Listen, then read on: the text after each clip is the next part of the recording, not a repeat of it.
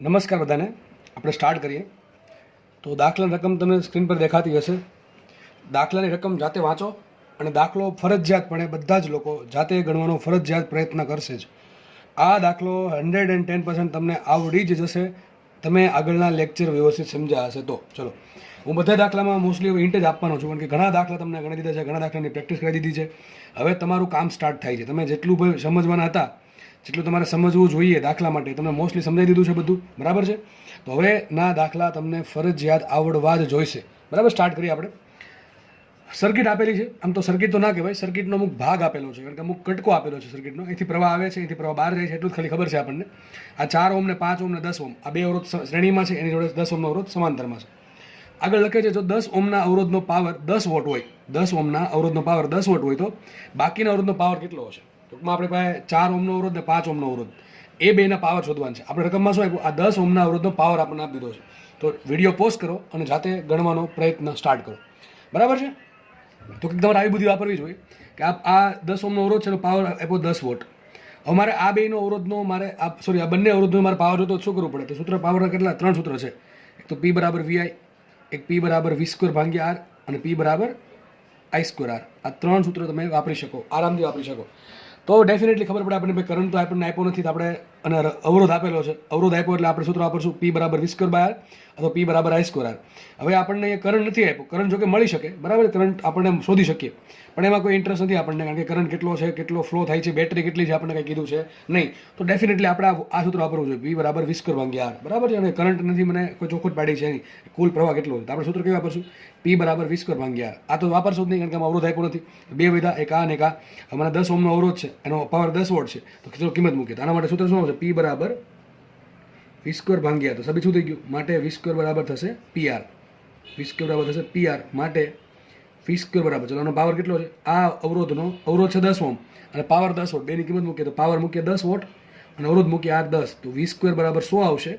તો વોલ્ટેજ કેટલો આવશે? વોલ્ટેજ આવશે 10 વોલ્ટ. મતલબ ખબર પડી ગઈ આપણને કે આ જે અવરોધ છે એનું વોલ્ટેજ 10 વોલ્ટ છે. બરાબર, સીધી વાત છે. આ જે અવરોધ છે એનું વોલ્ટેજ 10 વોલ્ટ છે. હવે તમને એનો પાવર મળી જાય, સોરી, પ્રવાહ મળી જશે. કેટલો પ્રવાહ આવશે? તેનું વોલ્ટેજ 10 વોલ્ટ છે, એનું અવરોધ છે 10 ઓમ છે, તો V બરાબર IR પરથી 1 એમ્પિયરનો પ્રવાહ વહેશે. હવે મતલબ એમ થયો કે આ જે અવરોધ છે એમાંથી 1 એમ્પિયરનો પ્રવાહ પસાર થાય છે. આ અવરોધમાંથી 1 એમ્પિયરનો પ્રવાહ પસાર થાય છે, પણ આમાંથી કેટલો થાય? કંઈ ના કહી શકાય, કારણ કે કુલ પ્રવાહ કેટલો છે આપણને આપ્યો નથી. સમજ પડે છે કે નહીં? એના માટે મને કુલ વોલ્ટેજ આપેલું હોવું જોઈએ, તો બીજું કંઈક વસ્તુ આપેલી હોવી જોઈએ. તો હું આ બંને અવરોધનો પ્રવાહ શોધી શકીશ નહીં. આ બંને અવરોધનો પ્રવાહ મને નહીં મળે, કારણ કે શું? મને આ નીચેની બ્રાન્ચનો પ્રવાહ મેળવ્યો છે અને કુલ પ્રવાહ કેટલો છે ખબર નથી. ધારો કે કુલ પ્રવાહ 5 એમ્પિયરનો હોય તો આપણે કહી શકીએ કે આમાં 1 એમ્પિયરનો પ્રવાહ ગયો, તો આમાં 4 એમ્પિયરનો પ્રવાહ જતો હશે, પણ આ મને આપ્યું છે નહીં. તો આપણે વિચારો, આ બંનેમાંથી કેટલો પ્રવાહ પસાર થાય છે એ આપણે શોધી શકશું નહીં આ ડેટા પરથી, બરાબર છે. આટલા ડેટા પરથી આપણે મળે નહીં, તો આપણે આ સૂત્ર નહીં વાપરી શકીએ. આપણે આ નહીં વાપરી શકીએ. આપણે કઈ વાપરશું? આ જ P બરાબર V² ભાગ્યા R. મતલબ શું થયું? જો 10 વોલ્ટનું વોલ્ટેજ છે, આ અવરોધના બે છેડા વચ્ચે 10 વોલ્ટનું વોલ્ટેજ છે. હવે આ આખી શૃંખલા અને નીચેની શૃંખલા બે કેવી છે? શ્રેણીમાં છે. ઉપરના અવરોધો, નીચેના અવરોધ બે શેમાં છે? શ્રેણીમાં. તો આ બંને અવરોધો શ્રેણીમાં છે, બરાબર છે. તો સોરી, ફરતી આ નીચેનો અવરોધ અને ઉપરનો અવરોધ બંને શૃંખલા સમાંતરમાં છે. સોરી, શેમાં છે? સમાંતરમાં. આ નીચેની બ્રાન્ચ અને ઉપરની બ્રાન્ચ બંને સમાંતરમાં છે. આપણે ખબર છે સમાંતરમાં વોલ્ટેજ કેવું હોય? સરખું હોય. તો નીચેના 10 ઓમના અવરોધ માટે વોલ્ટેજ 10 વોલ્ટ છે, તો બંને અવરોધ માટે વોલ્ટેજ કેટલું છે? 10 વોલ્ટ હશે. તો બંને અવરોધનું વોલ્ટેજ 10 વોલ્ટ છે. બંને અવરોધનું વોલ્ટેજ 10 વોલ્ટ છે. હવે 10 વોલ્ટ આપણે ભાગ પાડશું, થોડોક વોલ્ટેજ આને મળશે, થોડોક વોલ્ટેજ આને મળશે. જો બંને અવરોધ સરખા હોય તો બંનેને અડધો વોલ્ટેજ મળે, પણ એક અવરોધ મોટો છે, એક અવરોધ નાનો છે, તો વધતા ઓછા પ્રમાણમાં વોલ્ટેજ મળે. ચલો, તો મારે વોલ્ટેજની વહેંચણી કરવી છે. ઘણા બધા રસ્તા છે, પણ તમને એકદમ ઇઝી રીતે શીખવાડો તો તમે કહી દેજો શું કરવાનું. પહેલાં તો આપણે કેટલું વેચવાનું છે? આ બંને વચ્ચે કુલ 10 વોલ્ટ છે, કારણ કે નીચેનું અને ઉપરનું સમાંતરમાં છે, એટલે વોલ્ટેજ સરખું હોય, તો બંને વચ્ચે 10 વોલ્ટ છે. હવે આપણે કોને કેટલું આપશું? તો કઈ વિચારવાનું? જો આવું વિચારવાનું કે ભાઈ આ બંને શેમાં છે? શ્રેણીમાં છે, સમાંતરમાં? તો કે સર બે શ્રેણીમાં છે. સૂત્ર શું આવે? V બરાબર IR. V બરાબર IR. બંને શ્રેણીમાં છે, તો બંને માટે સરખું શું હોય? પ્રવાહ સરખો હોય, વોલ્ટેજ સરખું હોય. તો સીધી વાત છે, પ્રવાહ સરખો હશે, તો બંને માટે પ્રવાહ કેવો હોય? સરખો. જે પણ પ્રવાહ હોય પણ બેમાં કેવો? સરખો હશે. તો ચલો પ્રવાહ આપણે કાઢી નાખીએ. સાબિત થયું V proportional to R. સાબિત થયું V proportional to R. મતલબ એમ થયો કે ભાઈ જેનો અવરોધ મોટો એને વધારે વોલ્ટેજ મળે. શ્રેણી જોડાણમાં વધારે વોલ્ટેજ કોને મળે? જેનો અવરોધ મોટો એને વધારે વોલ્ટેજ મળે. અને સમાંતર જોડાણમાં વધારે પ્રવાહ કોને મળે? જેનો અવરોધ નાનો ઈ બ્રાન્ચમાં વધારે પ્રવાહ અંદર જાય, બરાબર. તો અહીંયા વોલ્ટેજ છે એના બે ભાગ પાડવા પડશે. હવે ભાગ કેમ પાડવાનો? તો કંઈ નહીં, જો આમ કરવાનું. તમે આ વસ્તુ છે એ ઇક્વિવેલન્ટ રેઝિસ્ટન્સ એટલે કે સમતુલ્ય અવરોધ શોધીને પણ કરી શકો, પણ એટલી બધી સમય બગાડવાની જરૂર છે નહીં. બેનો કરો સરવાળો, આ 4 ઓહમનો અવરોધ ને 5 ઓહમનો અવરોધ કેટલો છે? કુલ 9 ઓહમનો અવરોધ થશે. બંનેનો સરવાળો કરો 9 ઓહમનો અવરોધ આવશે. તો કુલ વોલ્ટેજ છે કેટલું? 10 વોલ્ટ. તો 10 વોલ્ટના 9 ભાગ પાડવાના, 10 વોલ્ટના 9 ભાગ પાડી દેવાના, બરાબર છે. આ એક ભાગ થયો. આને કેટલા? હવે આપણને ખબર છે જેટલો અવરોધ મોટો એટલું વોલ્ટેજ મોટું, જેટલો અવરોધ મોટો એટલું વોલ્ટેજ મોટું. તો 5 ઓહમનો અવરોધ મોટો કહેવાય, તેને કેટલો? 5 ભાગ મળે. આના 5 ભાગ મળશે, આને કેટલા મળે? 4 ભાગ મળે. 10 ભાગ્યા 9 માંથી 4 ભાગ આને મળે, 5 ભાગ આને મળે. સીધી વાત, નો બકવાસ, સિમ્પલ એકદમ છે, બરાબર. ફરીથી કીધું 10 વોલ્ટ આ બે વચ્ચે વેચવાનું છે, બે શ્રેણીમાં છે. જેટલો અવરોધ મોટો એટલું વોલ્ટેજ વધારે. એ સાબિત થઈ ગયું V પ્રપોર્શનલ ટુ R, બરાબર, કારણ કે આ શ્રેણી જોડાણમાં I સમાન હોય એટલે. તો આને કેટલું વોલ્ટેજ મળશે, આને કેટલું મળે? તો કામ કરો, આ 4 ઓહમ છે, આ 5 ઓહમ છે, બેનો કુલ છોડો થાય 9 ઓહમ. તો 10 વોલ્ટને 9 વડે ભાગી નાખો, 10 ભાગ્યા 9 કરો તો 1 ભાગ મેળવો. એમાંથી આને 5 ભાગ આપવાના, આને 4 ભાગ આપવાના, બરાબર. જેટલો મોટો એટલો વધારે ભાગ મળે. અને 5 ભાગ મળશે, આને 4 ભાગ મળશે. આને કેટલું વોલ્ટેજ મળશે? આને મળશે 50 ભાગ્યા 9. કોને? 5 ઓહમના અવરોધને. 5 ઓહમના અવરોધનો વોલ્ટેજ કેટલો આવશે? 50 ભાગ્યા 9 ઓહમ. અને 4 ઓહમનો અવરોધ છે, 4 ઓહમનો અવરોધ, એનો વોલ્ટેજ કેટલો મળશે? 40 ભાગ્યા 9. 4 ગુણ્યા 10 40 ભાગ્યા 9. હવે તમને આરામથી દાખલો સોલ્વ થઈ જશે. તમને આ અવરોધ છે વોલ્ટેજ કેટલું મળી ગયું? 50 ભાગ્યા 9. અને કેટલો અવરોધ છે? R, બરાબર છે. સૂત્ર શું આવશે? P બરાબર V² ભાગ્યા R. દાખલો આગળ હાથે ગણી નાખો. આનો વર્ગ કરો, ભાગ્યા 5 કરો તો તમને પાવર મળશે. અને એ જ રીતે આનો પણ પાવર મળશે. આનો અવરોધ ખબર છે, આનો વોલ્ટેજ ખબર છે, તેનો પણ તમને પાવર મળશે. શું કરવું પડશે? V² ભાગ્યા R. આ તમારો દાખલો અહીંયા સોલ્વ થાય છે, બરાબર છે. ઓકે, ચલો આગળ વધીએ આપણે. તો નેક્સ્ટ દાખલો ગણીએ આપણે. તમારી સ્ક્રીનની સામે છે દાખલો, મસ્ત દાખલો છે અને બધાએ ફરજિયાત પ્રયત્ન કરવાનો છે આ દાખલો ગણવાનો. G 2019માં પૂછેલ દાખલો.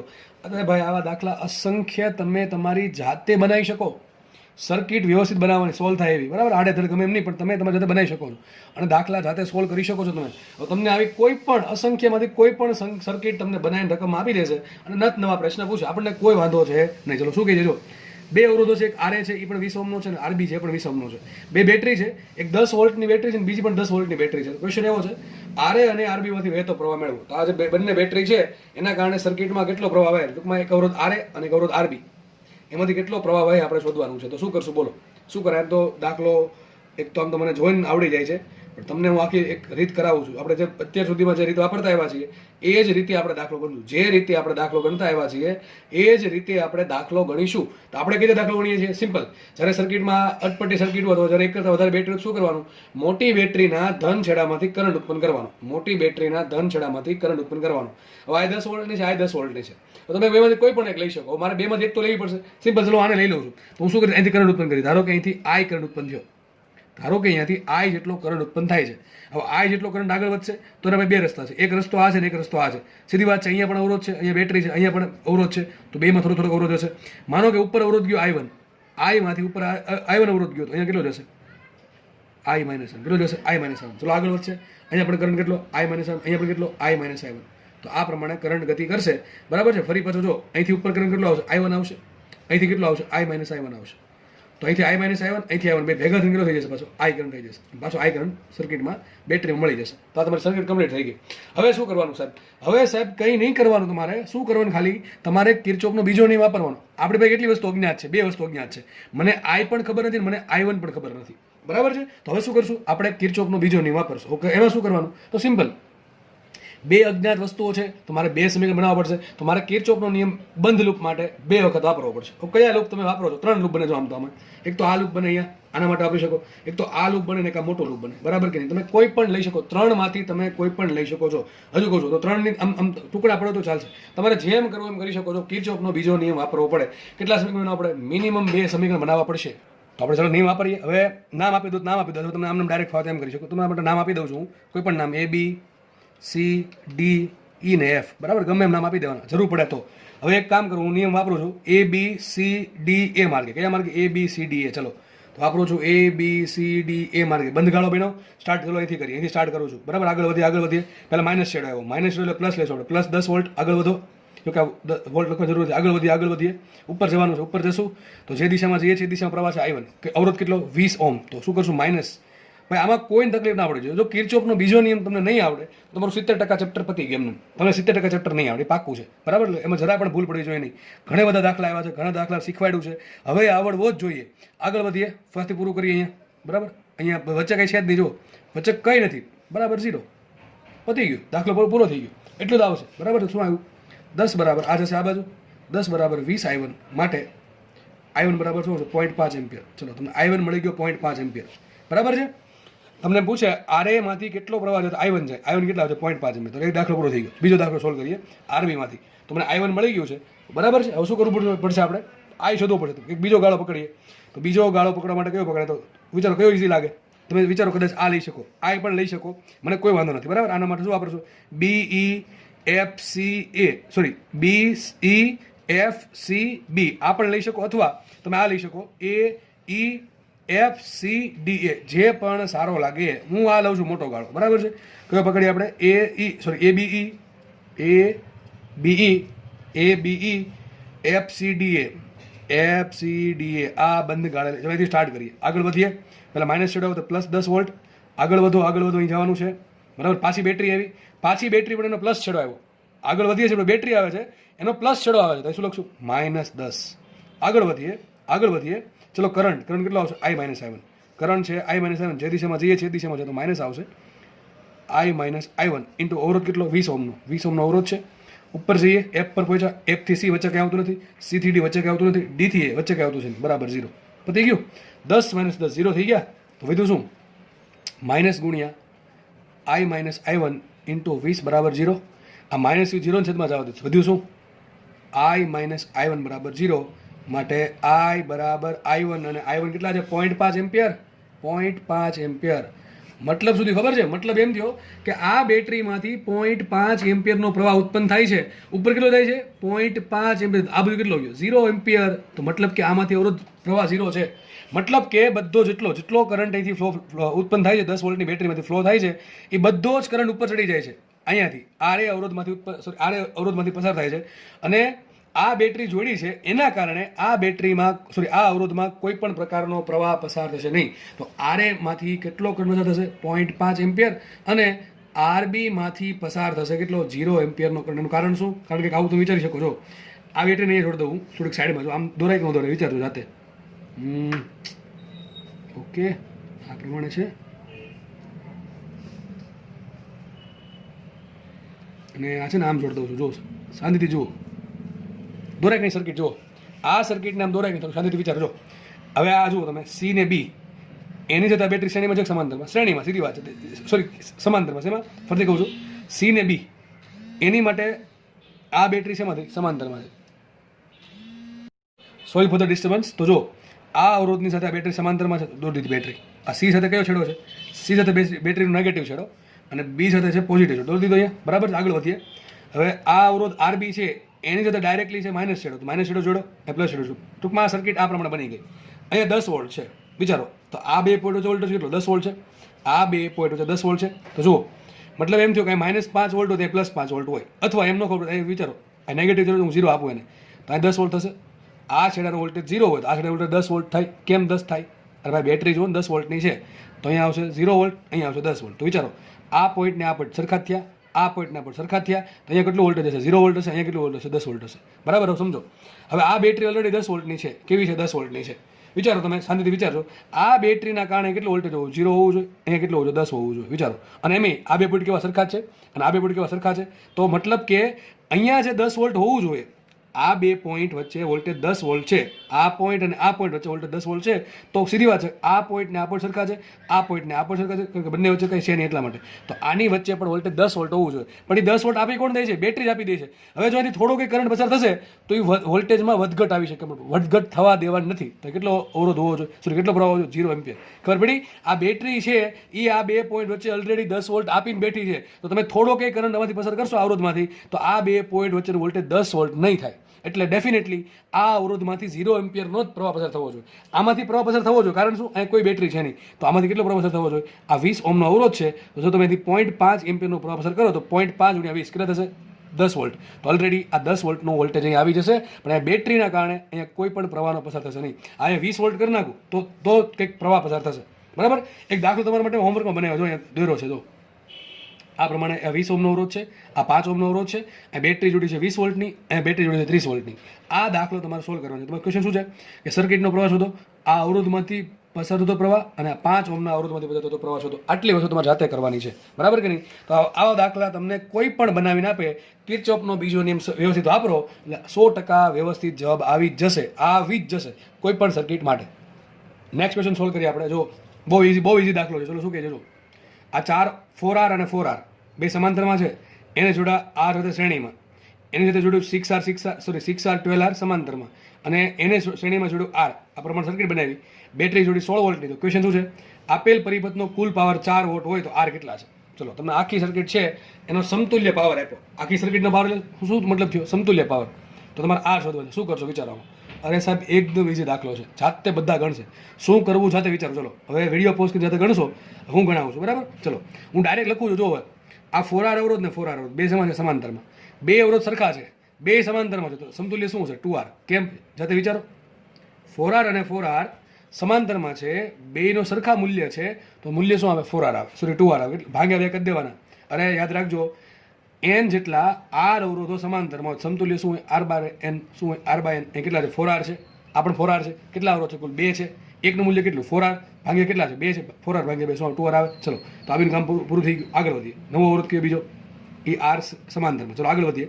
આ 6R અને 12R બે સમાન છે, સમાંતરમાં. બેનો સમતુલ્ય શું હોય? તો બેનો ગુણાકાર ભાગ્યા સરવાળો. 6R × 12R ભાગ્યા શું કરશું? બેનો સરવાળો. 6R + 12R. 12 છંગ 72, તો 72R ભાગ્યા 12 ને 6 18, 18R. આ ઉપર R² આવશે, બરાબર છે? તો 12 18 ચોક 72, બરાબર ને? તો શું છે? આપણે 4R થઈ જશે. અરે આ થઈ ગયું 4R, બરાબર કે નહીં? તો 6R અને 12R બેનું સમતુલ્ય શું આવે? 4R આવશે. આગળ વધી પાછો નવો અવરોધ છે R શ્રેણીમાં, અને એની જોડે બેટરી જોડી છે 16 વોલ્ટની. આ પ્રમાણે છે, બરાબર કે નહીં? આટલું આવડે કે ન આવડે? ચલો હવે વિચારો, આ 2R ને R, 3R ને 4R, 7R ને 8R. તો કુલ અવરોધ કેટલો? તો R ઇક્વિવેલન્ટ આવશે કેટલો? 8R. 4 ને 1 5 ને 3 8, અને V કેટલા છે? 16 વોલ્ટ.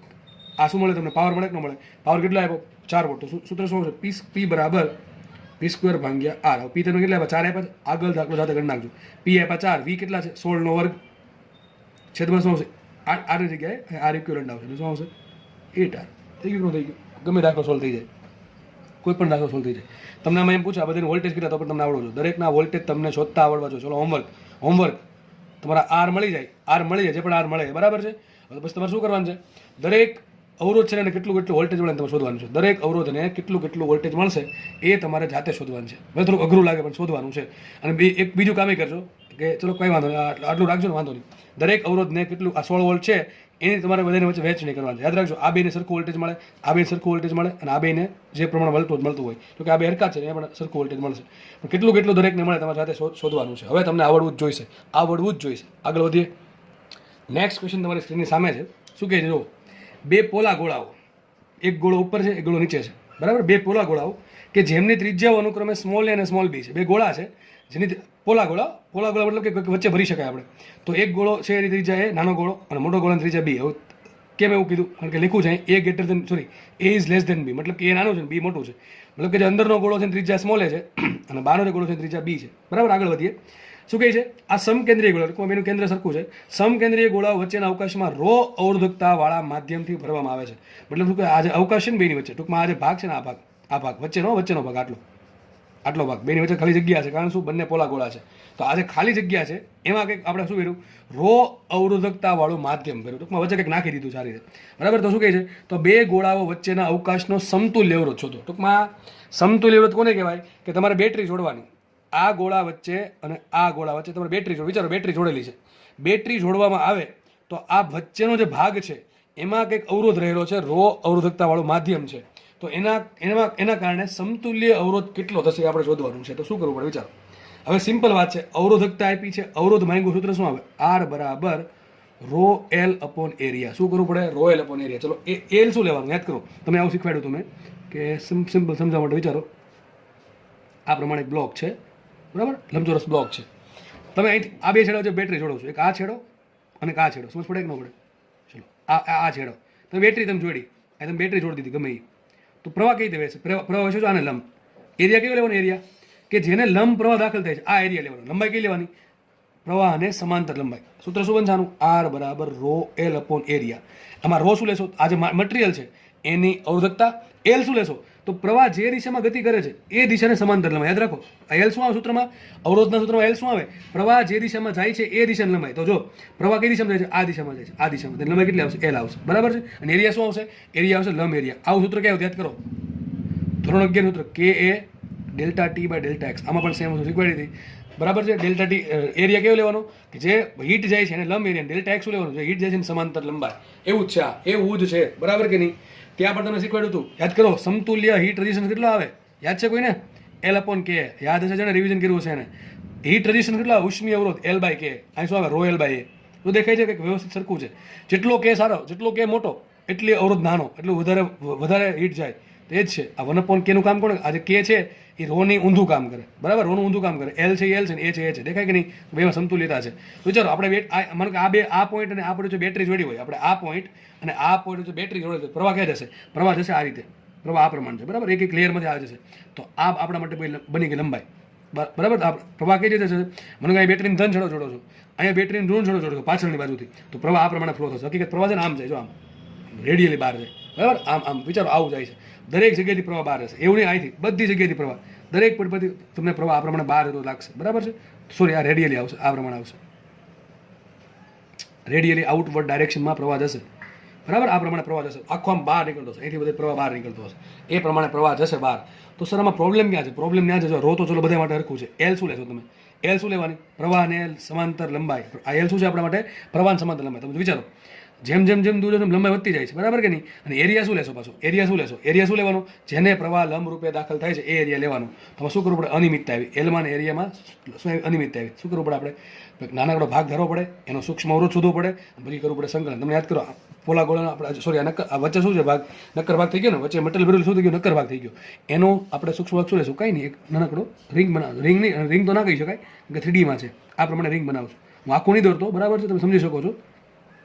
નીચે દોરો, ચલો ને. આ બહારનો ગોળો, અંદરનો ગોળો, હું શું કરીશ? એક રિંગ બનાવીશ. રિંગ તો ન કહી શકાય, ના સોરી, કવચ. શું બનાવીશ? કવચ. એક કવચ બનાવીશ આ પ્રમાણે. 3Dમાં છે, 3Dમાં છે. માનો કે આ કવચ છે ને, ત્રિજ્યા R છે, સ્મોલ r, અને કવચની જાડાઈ dr છે. સમજો, હું આ પ્રમાણે નીચે દોરું છું આકૃતિ.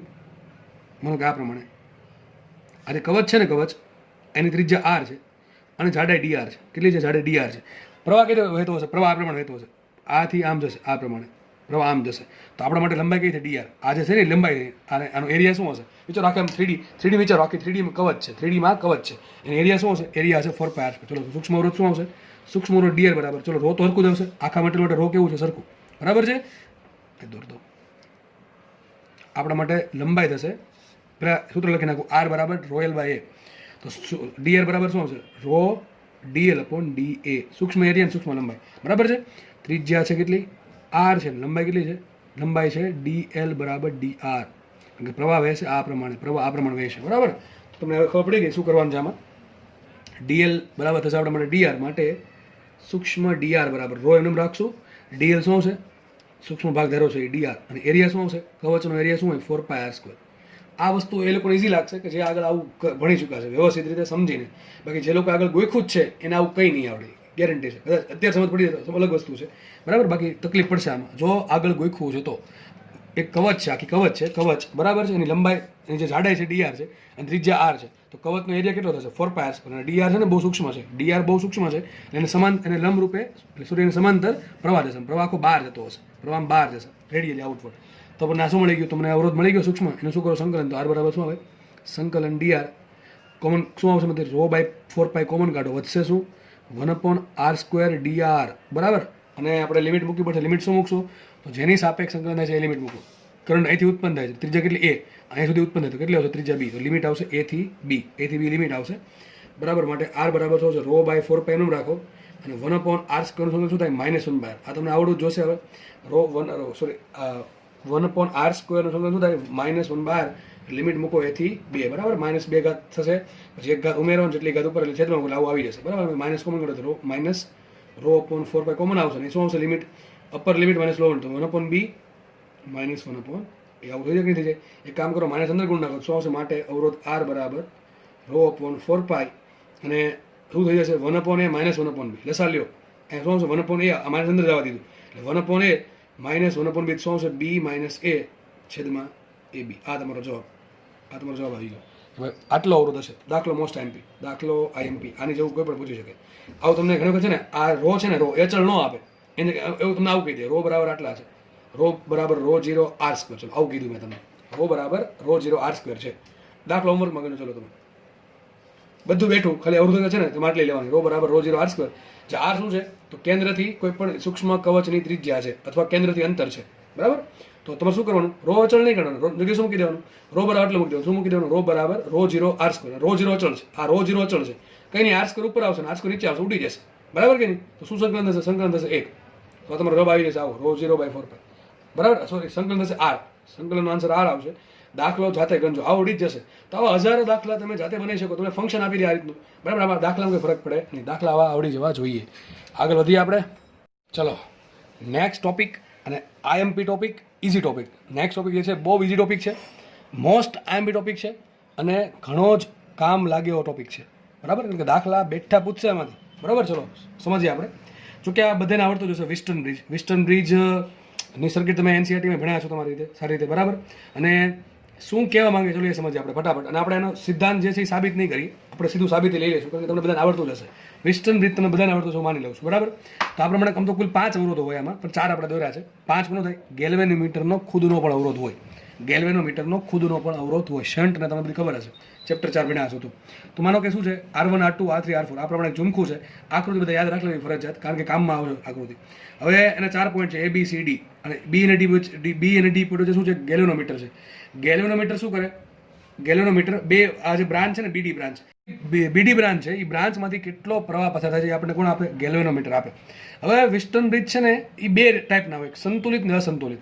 તમારે અસંતુલિત વિસ્ટર્ન બ્રિજનું કોઈ કામ નથી, અને દાખલો પૂછાશે નહીં. એનું કારણ કે એ છે કે સમયના અભાવે, અને નહીં પૂછે, બરાબર છે. તમને જે દાખલા પૂછશે, પૂછવા માટે આ ચેપ્ટરમાં ઘણું બધું છે, બરાબર છે. પૂછવા માટે ઘણું બધું છે. અને વિસ્ટર્ન બ્રિજ કરતાં એમાંથી જે ઉત્પન્ન થયું છે મીટર બ્રિજ, આનો દાખલો 100% કોઈકના ભાગમાં, જીવાળામાંથી કોઈકના ભાગમાં ડેફિનેટલી આવશે ને આવશે જ. જેટલા બી પેપર છે, માનો ને આમ તો તમારી એક્ઝામ છે, બરાબર, જેટલી બી ફેઝમાં લેવાય, દરેક ફેઝમાંથી કોઈકના કોઈ ભાગમાં, તમારામાંથી કોઈકના, ટૂંકમાં દાખલો મીટર બ્રિજમાંથી અને આની પછીનો પોટેન્શિયોમીટરમાંથી 110% દાખલો ભાગમાં આવી શકે એમ છે. તો આ ટોપિક આઈએમપી છે, આમાંથી જ આ બન્યું. ચલો પછી જોશું, પેલા આપણે આ સમજી લઈએ. ચલો મીટર બ્રિજ, તો 4 અવરોધ છે, R1 R2 R3 R4. તમે કોઈ પણ નામ આપી શકો, R1 R2 R3 ચાલશે, બરાબર છે. તો હવે આપણે કામ કોનું છે, 2 ટાઈપના, સંતુલિત અસંતુલિત. આપણે ભણવા છે સંતુલિત. કોણ શું ભણવા છે, સંતુલિત. હવે સંતુલિત વિસ્ટર્ન બ્રિજ કોને કહેવાય, તો સિમ્પલ, આ જે વચ્ચેની જે બ્રાન્ચ છે ને, વચ્ચેની બ્રાન્ચ, અહીં અવરોધ પણ હોઈ શકે, હજી કહું છું, અહીં અવરોધ પણ હોઈ શકે. તો જે વચ્ચેની જે બ્રાન્ચ છે એમાંથી કોઈ પણ પ્રકારનો પ્રવાહ પસાર થવો જોઈએ. મતલબ શું થયો, આ જે ગેલ્વેનોમીટર છે એ તમને 0 એમ્પિયરનું રીડિંગ બતાવવું જોઈએ. ગેલ્વેનોમીટર 0 એમ્પિયરનું રીડિંગ તમને બતાવે ત્યારે વિસ્ટર્ન બ્રિજ છે સંતુલિત કહેવાય. મતલબ કે આમાંથી કોઈ અવરોધ, કોઈ પ્રવાહ પસાર થતો નથી. હવે વિચારો, અહીં અવરોધ છે, ગેલ્વેનોમીટરનો પોતાનો કંઈક અવરોધ છે, પણ એમાંથી પ્રવાહ 0 છે. મતલબ શું થયો, એ અવરોધ છે જ નહીં એમ માનવાનું છે, એ આપણે અવરોધ છે જ નહીં એમ માનો, બરાબર છે, એવું માની લઈએ. તો મતલબ એમ થશે, હવે આપણે કિર્ચોફનો નિયમ વાપરવાનો, અને કિર્ચોફના નિયમ પરથી આરામથી સાબિત થાય. તમે સાબિતી તમારા બોર્ડમાં છે કે જ્યારે વિસ્ટર્ન બ્રિજ સંતુલિત અવસ્થામાં સાબિત શું થાય કે આના છેદમાં આ બરાબર આના છેદમાં આ, બરાબર. શું લખાય, તો R1 છેદમાં R3 બરાબર R2 છેદમાં R4. ક્યારે લખાય, પણ આવું ક્યારે લખાય, જ્યારે વચ્ચેની જે બ્રાન્ચ છે એમાંથી 0 એમ્પિયરનો પ્રવાહ પસાર થાય તો જ, અથવા એનાથી ઉલટું સાચું, કે જ્યારે R1 છેદમાં R3 બરાબર R2 છેદમાં R4 હોય ત્યારે વચ્ચેની બ્રાન્ચમાંથી કોઈ પ્રવાહ પસાર થતા નહીં. બે સાચું. જો વચ્ચેની બ્રાન્ચ કોઈ પ્રવાહ પસાર નહીં થાય તો R1 છેદમાં R3 બરાબર R2 છેદમાં R4 હશે, બરાબર છે. તો જો શું લીખું મેં, સંતુલિત વિસ્ટર્ન બ્રિજ માટે જીમાં, એટલે કે ગેલ્વેનોમીટરમાં વહેતો પ્રવાહ કેટલો, 0 એમ્પિયર. આ ખાસ યાદ રાખજો, 0 એમ્પિયરનો પ્રવાહ હોય તો શું લખાય, R1 છેદમાં R3 બરાબર R2 છેદમાં R4. વિચારો, એક કામ કરો, R2 નહીં હલાવો ને R3 નહીં હલાવો. ઘણી વખત આવું પણ તમે જોયું હશે કે R1 છેદમાં R2 બરાબર R3 છેદમાં R4, એકની વસ્તુ જ છે. આમ લખો કે એમ લખો, બધું હરખું જ છે. તો R1 છેદમાં R3 બરાબર R2 છેદમાં R4, અથવા આમે લખી શકો R1 છેદમાં R2 બરાબર R3 છેદમાં R4.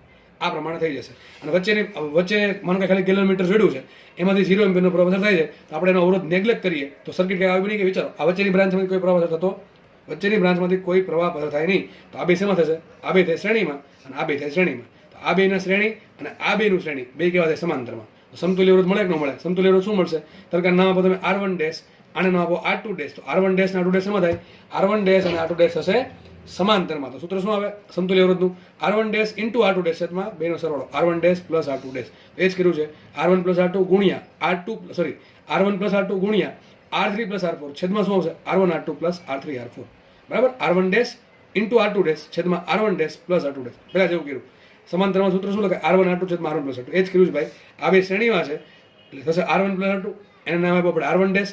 આ બે શ્રેણીમાં એનું થશે સમતુલ્ય R3 પ્લસ R4, એને નામ આપ્યું R2 ડેશ, ને આ બે કેવા થાય, સમાંતરમાં. તો સમતુલ્ય મળી ગયું. હવે આના કરતાં આ વધારે આઈએમપી, આના કરતાં આ મોસ્ટ આઈએમપી. હકીકત આના પરથી આપેલું. ચલો શું કીધું, જો વિસ્ટન બ્રિજનો ઉપયોગ કરીને આપણે મીટર બ્રિજ બનાવ્યું. આ હકીકત એક્સપેરિમેન્ટ છે અને તમારે ધોરણ 12માં આ એક્સપેરિમેન્ટ સ્કૂલમાં પરફોર્મ કરવાનો હોય, બરાબર છે. તો આ એક સાધન છે. સાધનમાં શું હોય, આ પ્રમાણે સ્ટ્રીપ્સ, 3 સ્ટ્રીપ્સ છે. જો 1, 2 ને 3 પટ્ટી છે. આ સ્ટ્રીપ એટલે પટ્ટી, એ પહેલી પટ્ટી, આ બીજી પટ્ટી ને ત્રીજી પટ્ટી. આમાં છે ને વચ્ચે વચ્ચે આ પ્રમાણે પોઈન્ટ આપેલા હોય. પહેલું પોઈન્ટ, આ 2 પોઈન્ટ, આ ત્રીજો પોઈન્ટ, આ ચોથો પોઈન્ટ, બરાબર છે. અને નીચે એક લાંબો વાયર હશે, નીચે એક લાંબો વાયર હશે. ધારો કે એ લાંબા વાયરની લંબાઈ L છે. કેટલી છે? લંબાઈ L છે. સમજો ખાસ, નીચે એક વાયર છે, એ વાયરની લંબાઈ L છે. અને આ જે વચ્ચેની પટ્ટી છે B, એ પટ્ટી સાથે ગેલેનોમીટર જોડ્યું હોય અને એની એક આને છે ને જોકી કહેવાય. શું કે જોકી? આ પ્રમાણે જોકી હશે અહીંયા. આ પ્રમાણે સમજવાનું, એક પિન છે. તો એક પિન છે. આ પિનનો છેડો ખુલ્લો છે અત્યારે હાલમાં. આ પિનનો છેડો ખુલ્લો છે, બરાબર છે. કોણ જોડી? બી સાથે. હવે સર આમાં બેમાં સંતુલિત કે ચલો એ સમજે. જો હું તમને એમ કહું, ચલો આ પોઈન્ટ એ છે, આ પોઈન્ટ એ થઈ ગયો. ધ્યાનથી સમજો ભાઈ, ધ્યાનથી. આ પોઈન્ટ એ, ચલો આ પોઈન્ટ એ થઈ ગયો. આગળ વધીએ.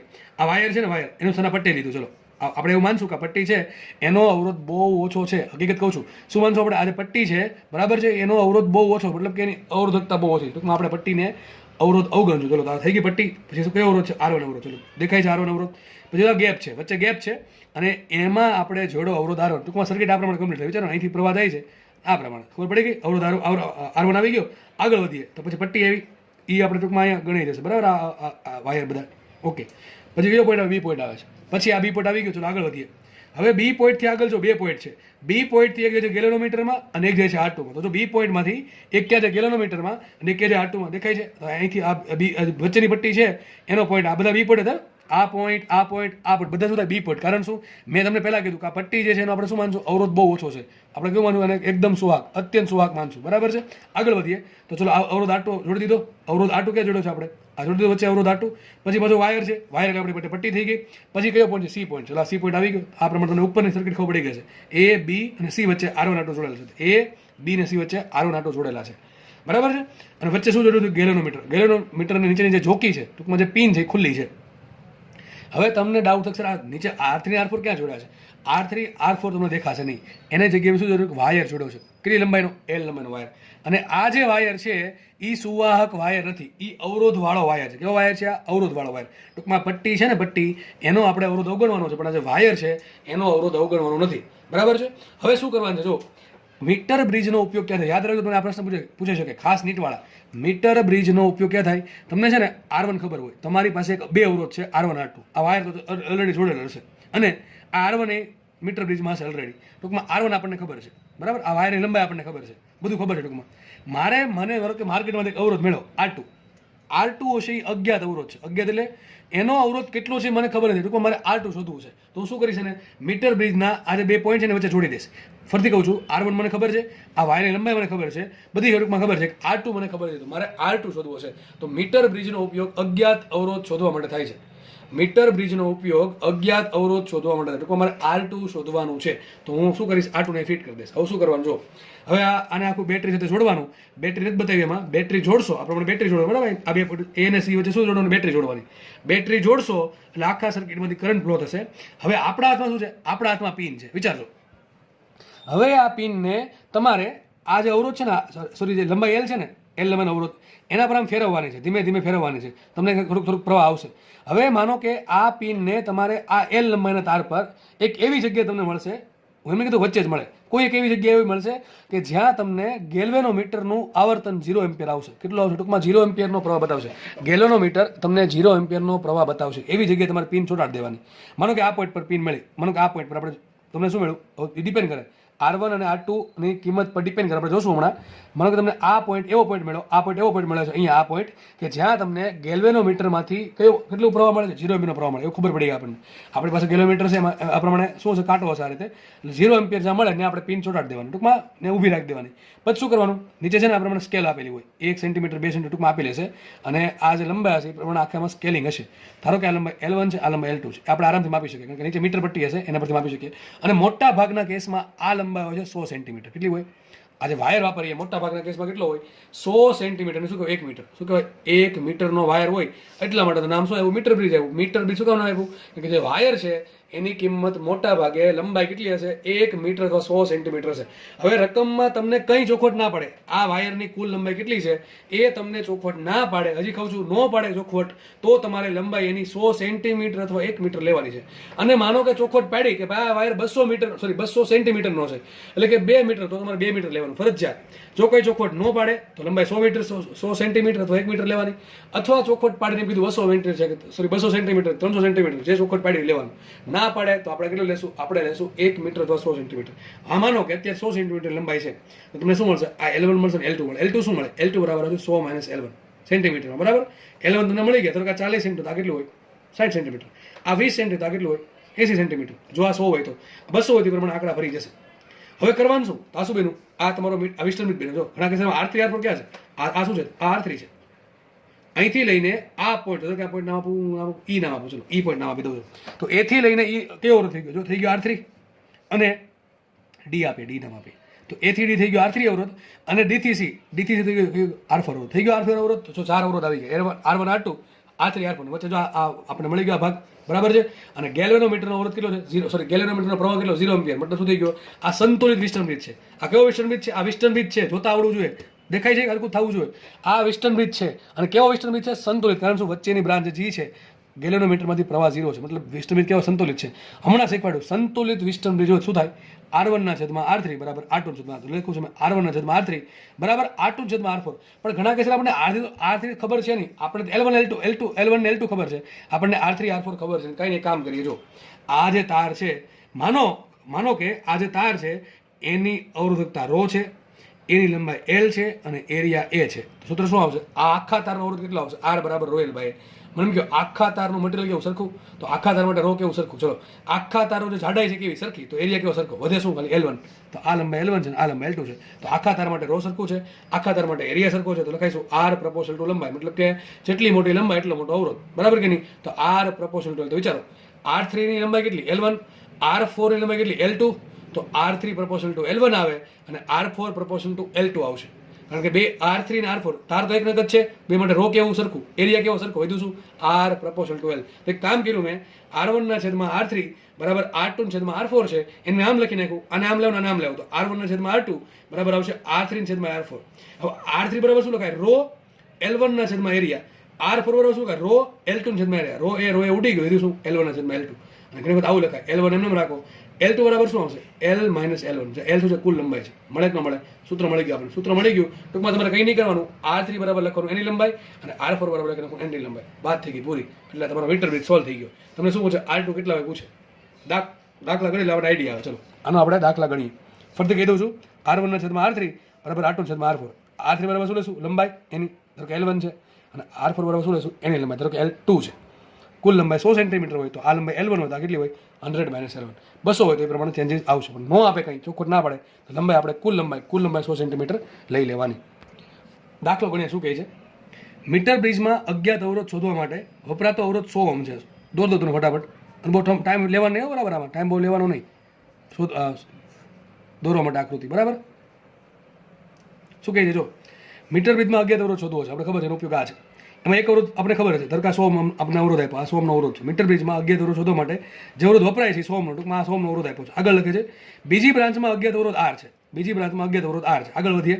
વપરાતા ગેલ્વેનોમીટરમાં, વચ્ચે ગેલ્વેનોમીટર વપરાણું, એમાં તટસ્થ બિંદુ ક્યાં મળે છે? અવરોધ R ની ડાબી બાજુ 40 સેન્ટીમીટર. જો આ લંબાઈ L છે, આ તાર છે, આ ગેલ્વેનોમીટર છે, એનું તટસ્થ બિંદુ અહીંયા મળે છે. આ તટસ્થ બિંદુ થઈ ગયું. તટસ્થ બિંદુ એટલે એવું બિંદુ કે જ્યાં ગેલ્વેનોમીટર આપણે 0 એમ્પિયરનો પ્રવાહ બતાવશે. તો કેટલું ક્યાં મળે છે? તો શું લીખું? જો અવરોધ R, શું લીખું છે? અવરોધ R ની ડાબી બાજુ 40 સેન્ટીમીટર. અવરોધ R ની ડાબી બાજુ, તો અવરોધ R છે એની ડાબી બાજુ આ થાય, તો અહીંયા 40 સેન્ટીમીટર. આટલું તમને 40 સેન્ટીમીટર આવ્યું. વિચારો તો શું કહે છે? અજ્ઞાત અવરોધ કેટલો હશે? એકદમ ઈઝી દાખલો, એકદમ IMP દાખલો IMP છે, બરાબર? પણ આમાં સર મને એક વસ્તુ નથી કીધી કે તાર છે લંબાઈ કેટલી છે, આખા તારની લંબાઈ કેટલી? મેં શું કીધું? કંઈ લંબાઈ ના આપે તો શું લેવાનું? મીટર બ્રિજને લઈ લેવાનું 100 સેન્ટીમીટરનું લંબાઈનું. તો આ 40 સેન્ટીમીટર હોય તો આ કેટલું છે? 60 સેન્ટીમીટર. આ લંબાઈ છે 60 સેન્ટીમીટર, બરાબર છે? હવે શું કરશું? તમને R1 ખબર છે, R2 શોધવા છે, લંબાઈ ખબર છે. સૂત્ર શું આવશે? R1/R3 R1/R3 બરાબર R2/R4. આમ ડાયરેક્ટ ન મૂકવું હોય તો આ મૂકી દો. R1/R બરાબર શું મૂકશો? R1 ની લંબાઈ કેટલી? 40, એની સામે લંબાઈ 40 સેન્ટીમીટર છેદમાં આરની નીચેની લંબાઈ કેટલી 60 સેન્ટીમીટર. આવડશે કે નહીં આવડે? ટૂંકમાં અવરોધના છેદમાં બીજો અવરોધ એની સામે એની લંબાઈ મૂકવાનો. તો 100 ના છેદમાં 40 સેન્ટીમીટર હવે ચાલે 100 ના છેદમાં 40 સેન્ટીમીટર બરાબર r ના છેદમાં 60 સેન્ટીમીટર અથવા 100 ના છેદમાં r બરાબર 40 ના છેદમાં 100. વાત થઈ ગઈ પૂરી. આપણે r ને શોધવો છે તો કામ કરીએ. r1 ના છેદમાં r બરાબર શું છે 4/6 અને શું કહેવાય 2/3. r ને કરતા બનો તો માટે r બરાબર શું આવશે 3/2 r1. r કેટલા આવ્યા આપણને 100 આપ્યા તો શું આવશે અહીંયા 3/2 × 100 300 ભાગ્યા 150 ઓહમનો અવરોધ હશે. આજે અજ્ઞાત અવરોધ છે કેટલો હશે 150 ઓહમનો. આવડે કે ન આવડે? આવડે કે ન આવડે? એકદમ ઈઝી દાખલા, એકદમ કંઈ નથી. મીટર બ્રિજ એટલે સૌથી ઈઝી ટોપિક. આ ચેપ્ટરનો સૌથી ઈઝી ટોપિક હોય તો મીટર બ્રિજ છે મારા મતે. કોઈ આમાં કંઈ આવતું જ નથી બીજું. બરાબર.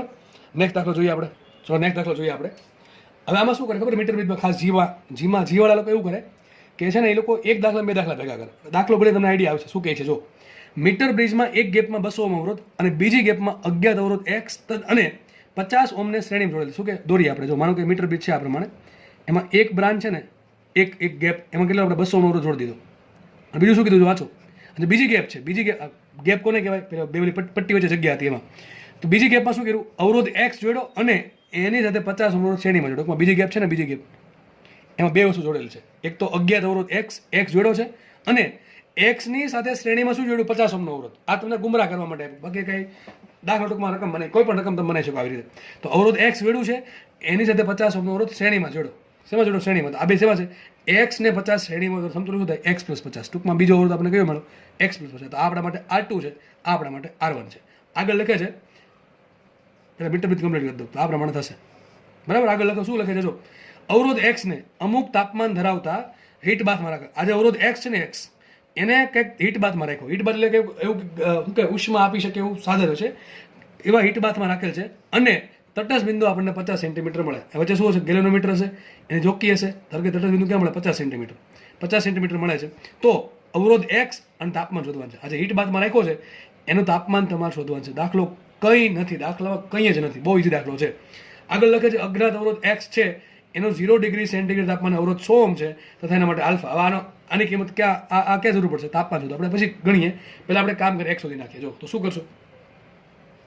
તટસ્થ બિંદુ મળ્યું 50 સેન્ટીમીટર. હવે ક્યાંથી છે ખબર નથી. અને બીજી વાત કે રકમમાં તમને જે મીટર બ્રિજનો જે વાયર છે એની લંબાઈ પણ આપી છે. ને કેટલી લેશું આપણે? 100 સેન્ટીમીટર લેશું.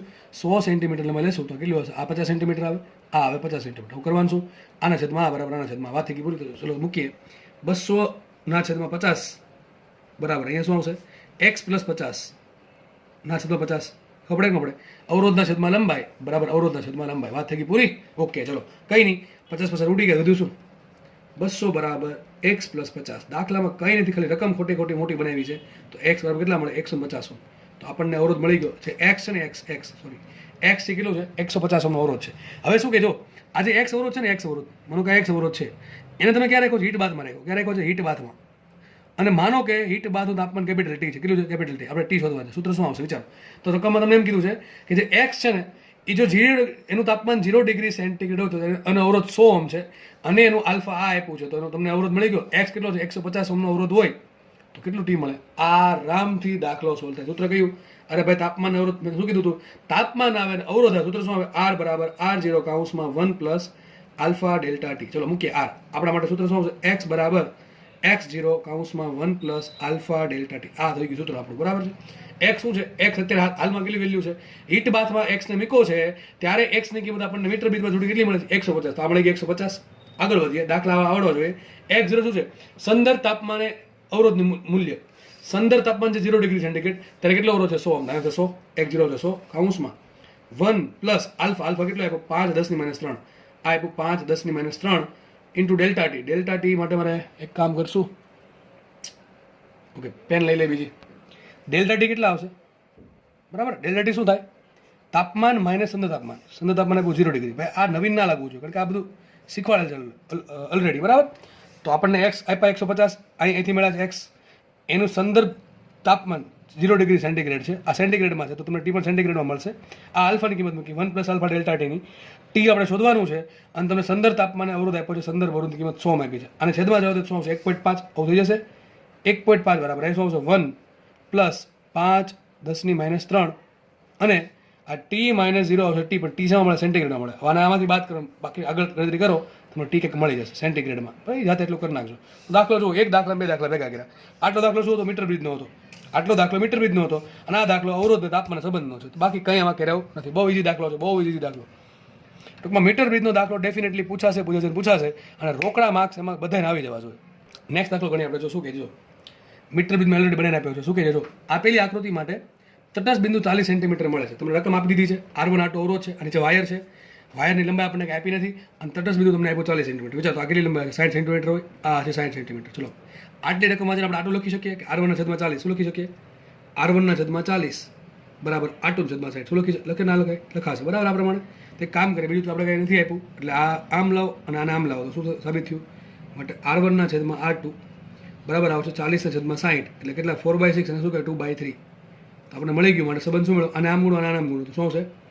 3R1 બરાબર 2R2. આપણને એક સંબંધ મળી ગયો. ચલો, પહેલી લીટી વાંચીને આકૃતિ જોઈને આપણે આટલી ખબર પડી. આગળ વધીએ. શું કહે છે? જો ભાઈ રકમ છે ને ખાસ શાંતિથી વાંચવાની એટલે મીટર બ્રિજનો દાખલો ડેફિનેટલી સોલ્વ થઈ જાય. શું કહે? જો 10 ઓહ્મનો અવરોધ ડાબી બાજુની ગેપ, ડાબી બાજુ કઈ? આ ને ડાબી બાજુ કહેવાય, આને કહેવાય જમણી બાજુ. આ ગેપ બરાબર, ગેપ હશે. હકીકત આ પ્રમાણે નહીં હોય, તમને ખબર છે, મને બતાવ્યું હતું આકૃતિની પેલી પટ્ટી વચ્ચે જગ્યા હશે એને ગેપ કહેવાય. તો 10 ઓહ્મનો અવરોધ આપણે શું જોડવાનું છે? ડાબી બાજુની ગેપમાં શ્રેણીમાં જોડવામાં આવે છે. હવે ડાબી બાજુની ગેપમાં કયો અવરોધ છે? R1 છે કે R2 છે? તો R1 છે. R1 સાથે તમે શ્રેણીમાં શું જોડો છો? 10 ઓહ્મનો અવરોધ જોડો છો. તો R1 પહેલા હતો, એમાં શું આવ્યું? 10 ઓહ્મનો અવરોધ શ્રેણીમાં આવ્યો. તો હવે કેટલો અવરોધ થઈ જશે? 10 વધી જશે કે વધી જાય? પહેલા હતો R1, હવે 10 શ્રેણીમાં જોડો થઈ જશે R1+10. બરાબર, આવું આપણે કર્યું. પહેલા મીટર બ્રિજમાં શું હતું? R1 R2 ખાલી હતા. તટસ્થ બિંદુ આપણને ક્યાં મળ્યું? 40 સેન્ટીમીટર. હવે આપણે અવરોધ વધારો, શ્રેણીમાં જોડે વધારે, શ્રેણીમાં જોડો અવરોધ વધે, સમાંતરમાં જોડો તો ઘટે. તો હવે થઈ ગયો અવરોધ R1+10. અને બીજું શું થશે? હવે તટસ્થ બિંદુ 40 સેન્ટીમીટર મળે નહીં, કારણ કે અવરોધમાં બદલાવ આવી ગયો. તો તટસ્થ બિંદુ તમને 40 સેન્ટીમીટર નહીં મળે. તો ક્યાં મળશે? આગળ લખ્યું છે ડાબી બાજુની ગેપમાં શ્રેણીમાં જોડતા તટસ્થ બિંદુ 10 સેન્ટીમીટર ખસે છે. હવે આપણને હવે એટલું લખવું ખસે છે. હવે કઈ બાજુ ખસે? પહેલા અહીંયા હતું 10 સેન્ટીમીટર આમ ખસે આમ ખસે. એ આપણે બુદ્ધિ પ્રમાણે વિચારવાનું છે. મેં તમને પહેલા કીધું હતું જેટલો અવરોધ મોટો એટલું આ લંબાઈ મોટી, જેટલો અવરોધ નાનો એટલી લંબાઈ નાની. પહેલા અહીંયા અવરોધ R1 હતો, તટસ્થ બિંદુ 40 હતું. હવે અહીંયા અવરોધ વધ્યો છે. અહીંયા હવે અવરોધ વધ્યો છે. અવરોધ વધે તો આ લંબાઈ પણ વધે. તો વિચારો 10 સેન્ટીમીટર ડાબી બાજુ 10 સેન્ટીમીટર જમણી બાજુ જાય. સીધી વાત છે. અહીંયા અવરોધ વધ્યો છે તો તટસ્થ બિંદુ ક્યાં મળશે? અહીંયા મળશે 10 સેન્ટીમીટર. પહેલા હતું ક્યાં? 40 સેન્ટીમીટર. ત્યાંથી ખસીને અહીંયા આવી જશે તો કેટલું થઈ જશે? 50 સેન્ટીમીટર. તો નવા કેસમાં આપણને આ મળશે 50 અને આ પણ મળશે 50. સમજ પડે કે ન પડે? જો બહુ મસ્ત છે. અહીંયા તમને ચોખ્ખો નથી પડી 10 સેન્ટીમીટર ખસે છે, પણ ક્યાં ખસે? ડાબી બાજુ જમણી બાજુ. એ બુદ્ધિ વાપરવાની છે. જેટલો મોટો અવરોધ એટલી મોટી લંબાઈ. બરાબર, કારણ શું? R proportional to L. જેટલો મોટો અવરોધ નીચે એટલી લંબાઈ મોટી હશે. અહીંથી ખબર પડી જાય R1/40 બરાબર R2/60. બરાબર, અવરોધની સામે લંબાઈ આવશે. તો અહીંયા અવરોધ પહેલા R1 હતો, તટસ્થ બિંદુ 40 સેન્ટીમીટર હતું. અહીંયા અવરોધ 10 ઓહ્મનો વધારે જોડ્યો શ્રેણીમાં, અવરોધ થઈ ગયો મોટો, તો તટસ્થ બિંદુ થોડુંક આ બાજુ ખસે. 10 સેન્ટીમીટર ખસશે, પણ ક્યાં બાજુ? આ બાજુ, જમણી બાજુ. તો તટસ્થ બિંદુ પહેલા 50 સેન્ટીમીટર હતું, 10 સેન્ટીમીટર જમણી બાજુ ક્યાં આવી જશે? અહીંયા આવી જશે. એટલે આ કેસમાં સૂત્ર શું આવશે? વિચારો તો કેટલો અવરોધ થઈ ગયો? R1+10. R1+10 ના છેદમાં લંબાઈ કેટલી? 50. બરાબર, શું આવશે? R2/50. અહીંયા આવશે R2/. પતી ગઈ વાત. 50 કેન્સલ. સાબિત શું થયું? માટે R1+10 બરાબર થઈ જશે R2. શું થઈ જશે? R1+10 બરાબર R2. એક કામ કરીએ, આપણે આ કિંમત મૂકી શકીએ છીએ તો મૂકી દેવાય. એટલે આપણે જો બે સમીકરણ છે, બે સમીકરણ સોલ્વ કરતા આપણને R1 R2 મળી જાય. બરાબર, તો એક કામ કરો, 3R1 છે, 2R2 છે. એક કામ કરું, હું બધાને 3 વડે ગુણ નાખું. તો અહીં શું આવશે? 3R1 + 30 બરાબર 3R2. હવે 3R1 જગ્યાએ શું લખાય? 2R2 લખાય તો મૂકી દઉં 2R2 + 30 બરાબર 3R2. આ 2R2 આમ જવા દીધો. શું આવશે? 30 બરાબર R2. તો આપણને R2 મળી ગયા. R2 30 મળે. કિંમત મૂકો. ચલો, તો 3R1 બરાબર 2 ગુણ્યા R2 છે 30, 30 દુ 60 માટે R1 કેટલા આવશે? 20 ઓહ્મ. તો R1 આવશે 20 ઓહ્મ અને R2 આવશે 30 ઓહ્મ. થઈ ગઈ વાત પૂરી. આગળ વધીએ. હજી દાખલો પૈતો નથી. આગળ શું કહે છે? જો કોઈ અવરોધ R, આ કોમા છે, વચ્ચે કોમા છે. જો કોઈ અવરોધ R, સ્મોલ r ને R1+10 ની સાથે સમાંતરમાં જોડવામાં આવે. હવે સાલે શું કર્યું? આવું કર્યું. પહેલા કેટલો અવરોધ હતો? R1 હતો. એની સાથે 10 ઓહ્મનો અવરોધ શ્રેણીમાં જોડો તો થઈ ગયો R1+10. હવે એમ કહે છે કે તમારે R1+10 સાથે બીજો અવરોધ કયો? R. આ તમારે જોડવાની સમાંતરમાં. બરાબર, સમાંતરમાં જોડવાનું છે. અહીંયા R2 કે ચાળા કરવા થતા R2 એમને રહે છે. આવું કર્યું તો શું થયું? જો સમાંતરમાં જોડતા શું કહે છે? કોઈ અવરોધ R ને R1+10 સાથે શ્રેણીમાં જોડો.